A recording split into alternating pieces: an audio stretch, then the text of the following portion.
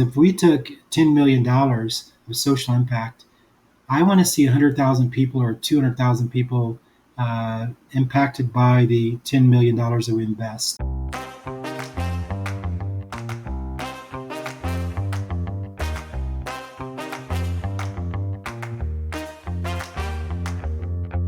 Today, I had a great conversation with Terry Williams.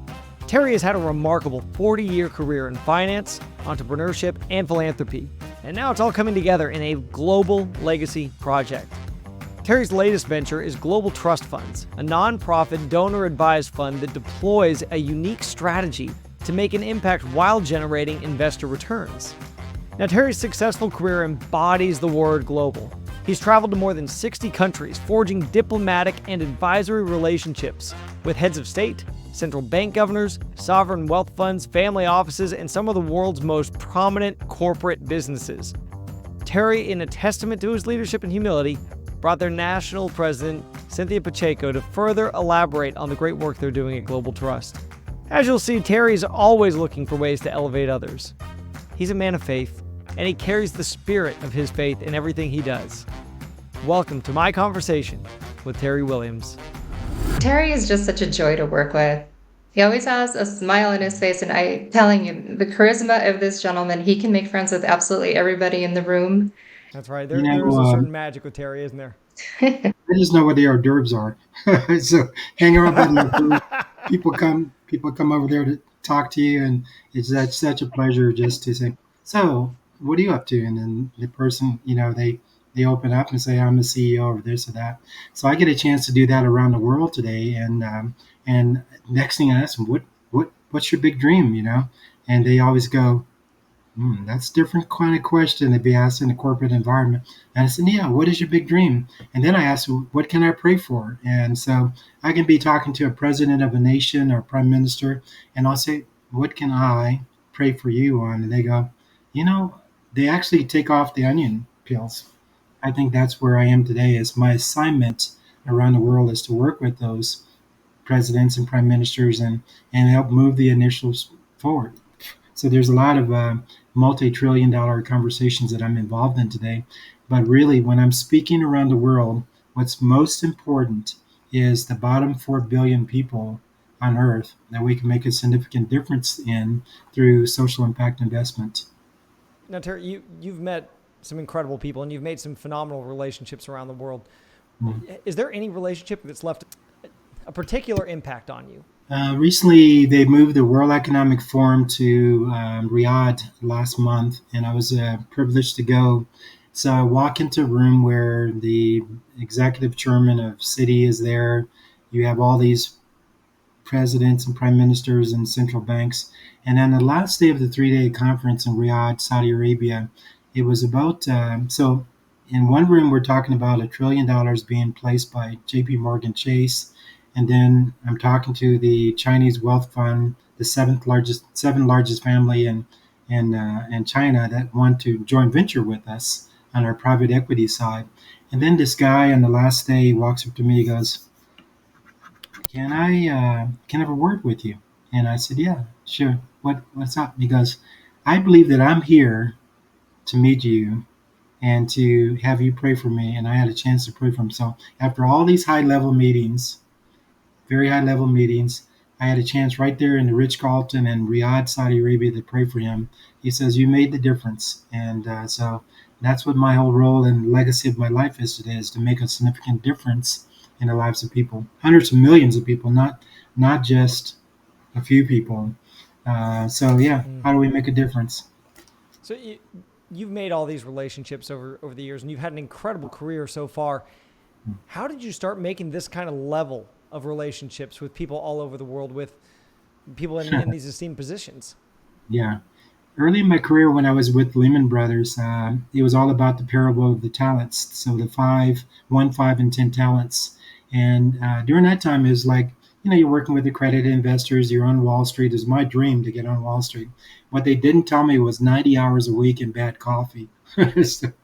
so building the book on business, and Cynthia can tell you how hard it is sometimes to build an asset base on Wall Street. So I'm this young guy when I was 17, high school counselor said, you can go to Wall Street. I go, nah, there's no blacks on Wall Street. So the third time she said it, she says, you can go to Wall Street. I said, okay. It got from my head to my heart. So now I'm on Wall Street. It's Lehman Brothers. But man, Lehman was the only one that said yes. Merlin said no. If Hutton said no. All these big houses said no. And I got started, and it really started with the 1, 5, and 10 talents with those accredited. To get to this next level, I have no idea how it shifted from the parable of the talents biblically to the $1 billion conversation. It most likely happened in about 2018 when I was minding my own business. I'd been retired, and I was asked to start a private equity firm, a private bank, and help a family with start a family office. And that I was just minding my own business, and all of a sudden, starting a private equity firm, a private bank, and a family office all in the same year set me on a regulatory, legal build some of the most extraordinary financial instruments and companies in the world, and that started in 2018. And that put me in the circle, family office circle. And see, the first circle was in Zurich, Switzerland, then a flight to London, then family office meetings in Florida. And so that family office right now, we have about 55,000 family offices in the United States with $50 million AUM. And so that's a pretty important circle to be in. No, it's So remarkable. so 1, 5, and 10 talents shifts. So God wants to shift us to where He wants us to be, where our talents and our skills can be used. And I would say, piggybacking, if you ask Cynthia that same question when we met each other, all of a sudden I shifted her, right, Cynthia? Yeah. It was great. You never know who you're going to meet, and you can meet the most extraordinary people in the most mundane kind of ways, really. We just happen to frequent the same gym because we live in the same neighborhood and we have backgrounds that are somewhat complementary. So it was a nice, fortuitous surprise where you just know that there's something greater than yourself at work when you cross paths with the kind of people that come together at the right time. Because Terry, although he's capable of tremendous things, he can't do everything alone. And so I'm happy I'm happy to be a support because for at this stage in my career, you work to become established to a certain level, but then you also need to continue to have mentors and to continue to grow and develop. And so it just developed in a very nice way where we're able to align ourselves on that mission to go help all the people that really need it. Yeah, and that seems very in tune with how I know Terry as well. Everything seems to be organically flowing from I guess I don't know what another way of putting it, but grace that's Yes. coming through him. And one of the things that I know that we're going to talk about global trust in a minute because I'm very interested to hear more detail about that. But you've got all these global things that you've done. Didn't you did Nehemiah Global, what, 18 years ago, 19 years ago? Yeah. And you started locally, though, and you Mhm. were focused on your local community. Uh, what did you learn from that experience? So 18 years ago, around 2008, the global recession hit, and I had no idea the importance of food. So one day again, you notice a commonality. I'm just minding my own business when God says, "Look, dummy, I want you to do this. I want you to do this for you, for me, because it's for my people." So it's 2008, Las Vegas. 3 houses out of 10 are going in foreclosure, people losing their jobs. And Linda, my wife, asked me to go down and get a box of local produce. So I went down and got the produce, and the store director liked me. I don't know why he liked me, but he liked me.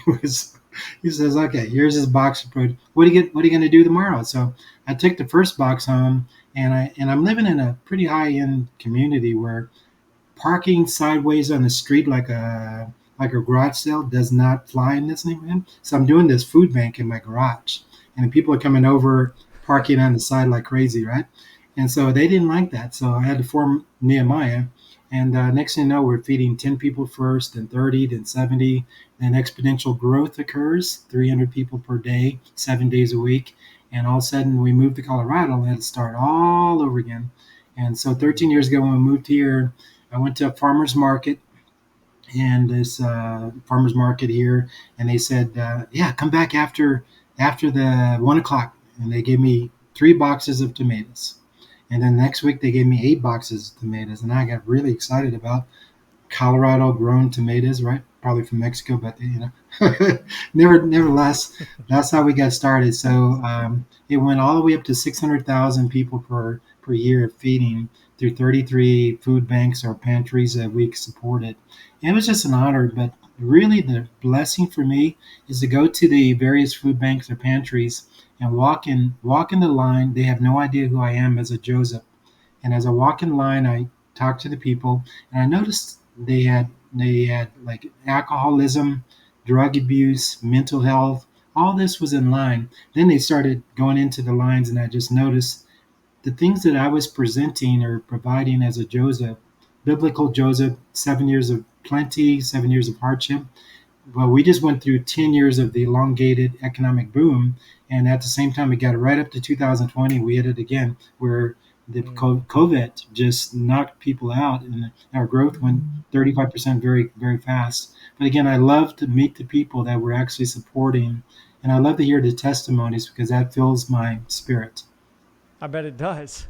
Yeah. You've made a huge impact over those 18 years, but now Yeah. you've shifted your focus into this more global realm that you're in all the time, and creating relationships that could really create some benefits far beyond investments.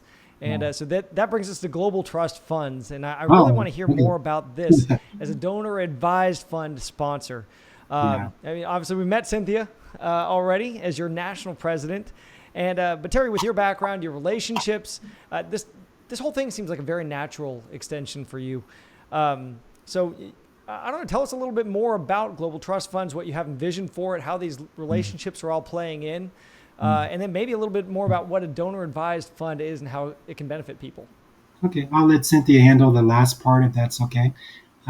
So, the last 3 years, we've seen the philanthropic world go from 426 billion in 21, $426 billion donated to philanthropy. So normally you look at that and go, wow, that's a lot of money. That's U.S. growth, right? So 21, 426, 465 exponential growth in 2022, and then to 495 billion dollars donated in 23. You look at that growth, 426, 465, and 495, you realize there's a lot of very well-heeled families out there who are accredited and want to do something significant. So their normal route is to go, let's say Bob and Roger are sitting at the club. Bob just sold his billion-dollar company. And Cynthia will tell you that Bob's option normally is to start a foundation. So Roger says to Bob, when I sold my company 10 years ago, the trend was to start a private foundation, right, Laura Cynthia? Hmm. Versus a donor advised fund. So the growth of donor advised fund has just been exponentially, and it's so much easier. Cynthia can relay on that. But $495 billion, 95% of that corpus or assets that come under management, it's donated to a donor advised fund, to a charity that's irrevocable. So the donor is actually saying, "Look, I want to do something significant," and they donate 495 billion. But a lot of that now is illiquid, or what we call complicated assets. That's the Gulfstream. That's the yacht. That's the I don't mind the Gulfstream. I think we could use that just a little bit. The antiquities, the stocks and bonds. So it's easy to start stocks and bonds because you can just donate that, and it has a capital gains and all that. So I'm honored to be able with Cynthia because she knows how to get on the computer, calculate the capital gains impact. If you sold that asset over there, like we're in this wealth class now here in Denver, where a lady wanted to sell a $12.5 million piece of property, and so we figured out that I think her capital gains was going to be $3.2 million that she was going to write a check out. So she donated it to Global Trust Funds now can mitigate against half of that to long-term capital gain. So it's a very attractive vehicle, very flexible and very attractive at 495 billion. Imagine if we continue this kind of growth trend. We need to get in there. Now, some of the largest companies in Christian companies and faith-based donor advice, we're only getting a small little bit of that. Even National Christian Foundation is 3.2 billion, of the 495. So we're missing the boat. But if you look at what happens, the well-heeled person that donates to a donor advised fund, they will split the money. They will say, okay, I want to do grants to 7 to 10 different charities, but they have this other 250,000 over here that's intended for social impact investment. And if we don't get in there, we're going to lose that battle. So we need to get we. I don't know if that's a good word or not. Get in there, but get in the battle from working with donors, hearing their stories, working with the next generation. Because Bobby the son does not have the same philanthropic intent as mom and dad. So, Cynthia, maybe you can elaborate a little bit more on how the donor advised fund works. And then I really, this part about the assets, instead of just monetary donations, the in kind donations, or I guess contributions. Uh, Sure. how do those work, and how does, again, what are the benefits for the donor in the end? Absolutely. So the nice thing with the donor advised funds, for example, compared to a private foundation, the cost for us to manage that donation on their behalf, it cuts down on their expenses tremendously, and it can be spread out across a variety of different charitable organizations. So the ease of function is wonderful because some of the organizations they'd like to donate to don't really have the capacity to take complex assets. You might say, I have an extra home, some real estate, or some business interests that we would like to give, but the organization might not have the capacity to liquidate those things, and so they have to forego dollars that they really really need. So in our case, because we have the expertise and the ability to do that, we can take that asset on and liquidate it if need be, hold it or invest it. There's a number of different things we can do on their behalf. The other thing, a lot of donors, they're under the impression they might have to raise the cash themselves in advance. So if they have highly appreciated stock, they think they might have to sell that to raise the funds to donate. And that isn't the case because they often lose close to 30% of the value by doing that. So it's better for them just to donate it outright to a donor advised fund and let us take that complexity off their plate. But you guys are taking it a step further, right? Because this is focused on impact funds. And I love Yes. this regenerative philanthropy, right? So, Yes. can you explain that a little bit more? How do you define impact investments, and how do you leverage them to maximize the donor's gifts? I didn't know I was a social impact investor entrepreneur for 7 years. After feeding hundreds of thousands of people, I still didn't have the idea identity, and I didn't have a crew to work with. So then I started listening to like SOCAP down in California, attending meetings, and I found my tribe. I found other social entrepreneurs, and they were able to help me to identify what it was. So here we were feeding people. We owned a healthcare company doing mental health support. We were doing schools. So I was doing all this, and I didn't know I was a social impact guy. So today, when you look at social impact, the market is growing tremendously. We're talking a $3 trillion market cap today, heading to $7.7 trillion in the next 5 years. Could you imagine that kind of growth going straight up like this? So again, that well-heeled person who's using the donor advised fund still can do their charitable gifting through grants, which is a zero return on investment. So, from a nonprofit standpoint, when we make a grant and we distribute that check to the nonprofit or public entity, that's a zero rate of return. But if you shift that right over to impact, there's different kinds of social impact investment.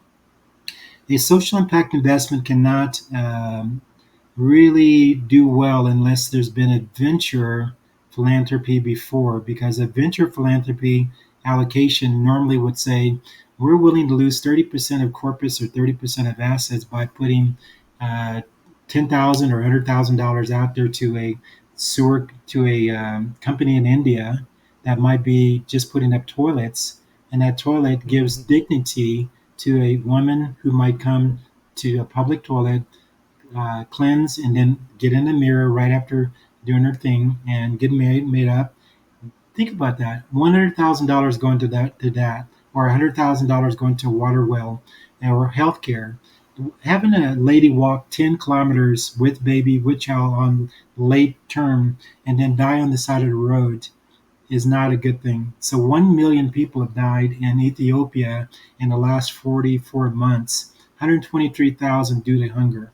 What can we do to, to mitigate against 123,000 souls dying of hunger in Ethiopia when we have war and all these other things going on? 1 million souls. Now, if we look at social impact today, it's growing, yes, 3 trillion market cap growing to 7.7, but the investor also is now looking at the emerging markets. So it's not just US markets any longer. 29% of the social impact investments come into the United States and 23% goes into the EU. But the investors today are saying, look, I know that things are happening around the world in emerging nations. Let's also put part of this corpus or social impact into those other emerging nations, which are now being covered by, like the World Bank. World Bank handles the monies that go to emerging nations. Hmm. A lot of the money has to be looked at in stages. For example, if we had $1 million and we wanted to look at what the business ecosystem looks like, you have that startup nonprofit entrepreneur who hasn't gotten started yet. He has a vision. So the business growth cycle looks like the startup social impact.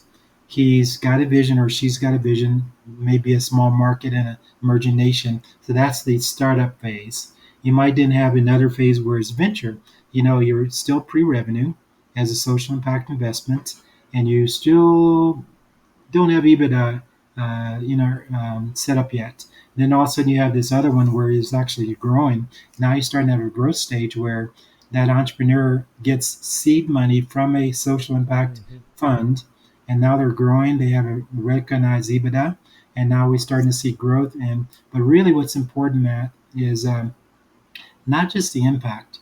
Because if we took $10 million of social impact, I want to see 100,000 people or 200,000 people impacted by the $10 million that we invest. So the measurable results on the backside is what we're really looking for. Today, we can't just invest money, whether it be venture philanthropy or social impact, without having measurable results, because the donor still wants to be involved as a donor advised. They want to know what's happening. So our annual reports have to reflect the measurable results on the backside. When we get down to that mature stage, we have a growing enterprise.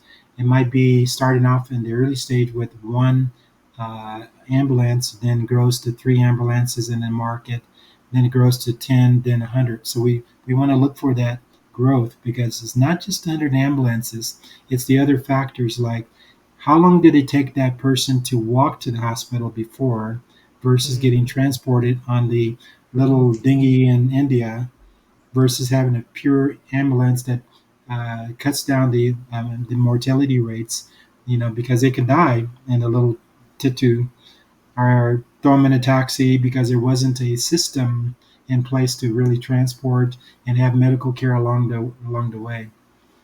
Yeah, and that And brings it's up a nice that whole other side to people, this. I'm so sorry. Please go. no, you're fine. It's nice that people are paying attention to the qualitative as much as the quantitative because something's going to give. You might not get entirely the same returns should you invest outright into a different type of fund, but what you're getting out of it and what you are giving is so profound that people are understanding that it is the right thing to do. Yes. They feel a calling to do this kind of work. The technology is out there, the teams are out there. It really just needs the funding to accomplish these goals. That's one thing that's going to be so difficult as we dive more into impact investing and beyond global trust funds. I'm talking about the greater impact fund world. The metrics are very, very difficult because, like you said, there's a quantitative, but the qualitative is incredibly hard to measure, and we're finding ways, but they're not consistent yet. It all comes down to the individual donor right now, and I think you guys are finding that balance. I think that you've kind of found it because from what I understand, you're targeting these donations based on the donor's intent, and you're relaying that message to them. Yeah, it's from your many decades of planned giving and those kind of things, it's really looking at that donor not as a number, but really understanding the donor's intent. If we know that the well-heeled donor has got 7 to 10 different charities that they support, Then what happens when the matriarch or patriarch dies? That's a memorial gift. So that person, if they like the other day in Normandy, there was 135 individuals in Normandy that the youngest was 97 years old, and there's a lot of guys of the 135 that were actually there from the Normandy conflict.